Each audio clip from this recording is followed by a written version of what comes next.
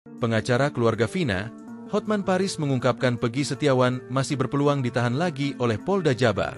Hotman Paris mengatakan, Peggy Setiawan belum bebas secara substansi.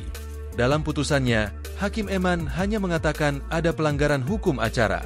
Kalau penyidik memperbaiki pelanggaran hukum acara tersebut, maka proses penyidikan bisa berlanjut lagi dengan menetapkan Peggy sebagai tersangka, kata Hotman Paris dikutip tribunjakarta.com dari akun Instagram Hotman Paris Official, Selasa, 9 Juli 2024. Lebih lanjut, Hakim menyebut penyidik belum pernah memeriksa Peggy Setiawan sebagai calon tersangka sebelum ditetapkan sebagai tersangka.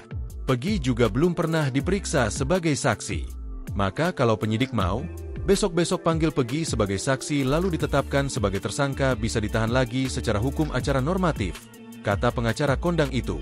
Agar warga tahu, agar masyarakat tahu, Peggy itu secara substansi perkara belum bebas, hanya terkait aspek teknis prosedur hukum acara, tambahnya.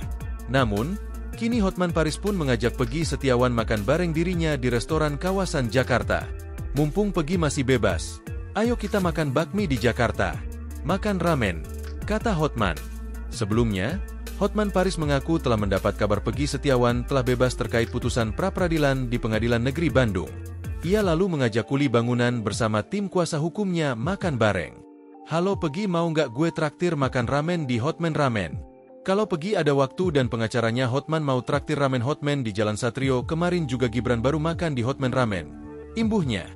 Download Tribun X sekarang. Menghadirkan lokal menjadi Indonesia.